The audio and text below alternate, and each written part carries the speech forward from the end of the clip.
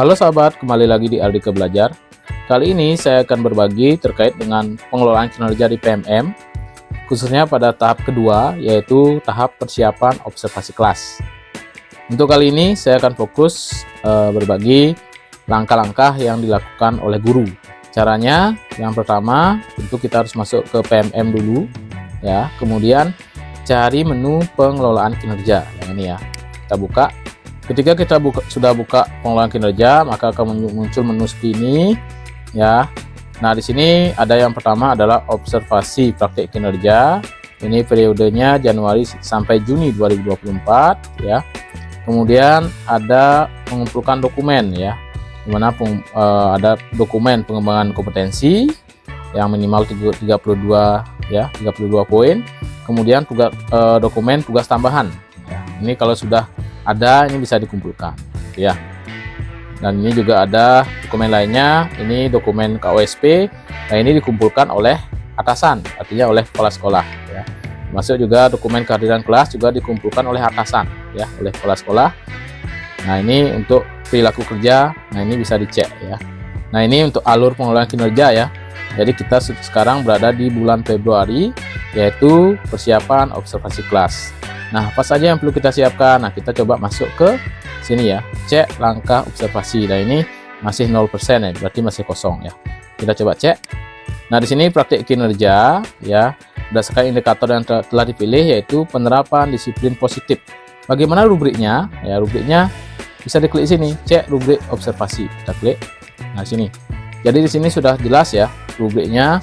Ini fokus perilaku yang diobservasi ini ada 3, gitu ya. Ini bisa dipelajari, ya.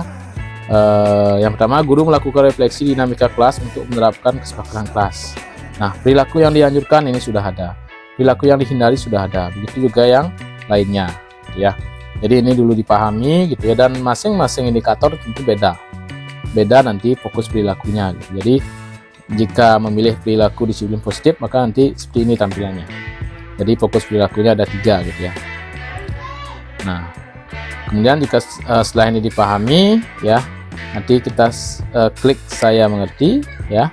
Kemudian selanjutnya, ya, kita isi dokumen. Di sini di bagian pertama pelaksanaan observasi ada isi dokumen, ya. Kita klik isi dokumen. Nah, langkah selanjutnya sahabat memilih fokus perilaku, ya, atau perilaku yang spesifik. Nah, ini maksimal 3, gitu ya. Jadi maksimal 3, ya, dipilih. Ini juga bisa didiskusikan dengan kepala sekolahnya, gitu ya. Maksimal 3 berarti, kalau kurang boleh, ya. Ini karena ada 3 pilihan. Kalau misalnya milih ketiganya berarti centang ketiganya. Kalau misalnya milih 2, misalnya ini tidak, jangan dicentang, ya. Jadi maksimal 3, ya. Kalau milih 1 boleh, 2 juga boleh, ya. Kemudian apa saja upaya yang akan Anda lakukan untuk mempelajari target perilaku? Nah, apa saja yang akan dilakukan ini? Nah, karena ini topiknya budaya positif, maka saya contoh ini, ya. Pertama, misalnya mempelajari topik disiplin positif di PMM, itu misalnya. Karena ada topiknya, ya. Yang kedua, berdiskusi dengan rekan sejawat yang sudah ikut CGP, itu misalnya, ya. Jadi bisa dituliskan apa upaya yang sahabat lakukan untuk mempelajari, ya, tentang fokus perilaku yang sudah dipilih, gitu ya.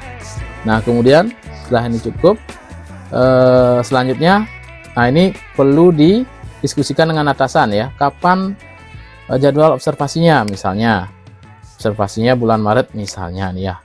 Misalnya bulan Maret tanggal 18, misalnya contoh ini, tanggal 18 Maret 2024. Nah, ini kembali lagi didiskusikan dengan kepala sekolahnya, disepakati, ya.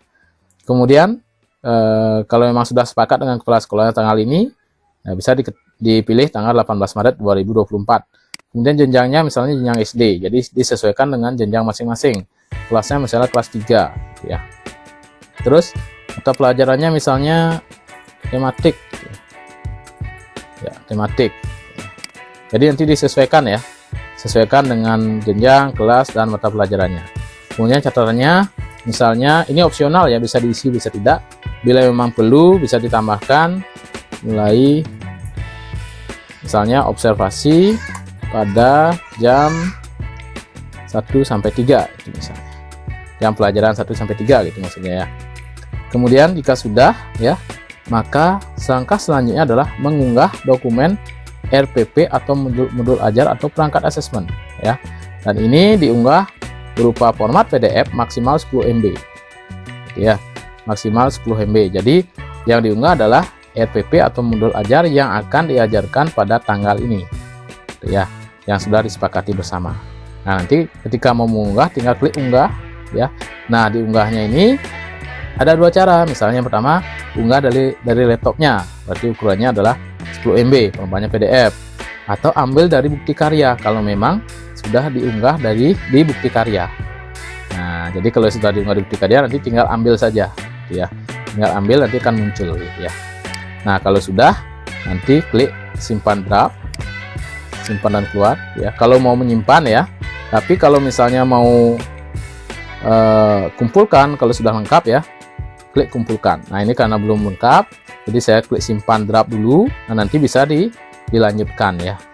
Nanti akan muncul tombol lanjutkan ini. Kita bisa lanjut nanti untuk mengunggah ya yang belum, misalnya ini perangkat ajarnya belum gitu ya. Jadi kalau sudah lengkap tinggal dikumpulkan. Nah, ya.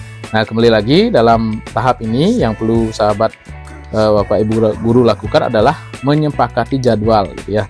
Nah, kalau sudah sepakat jadwal, maka Bapak Ibu akan menyusun rencana pembelajarannya atau RPP atau modul ajarnya gitu ya.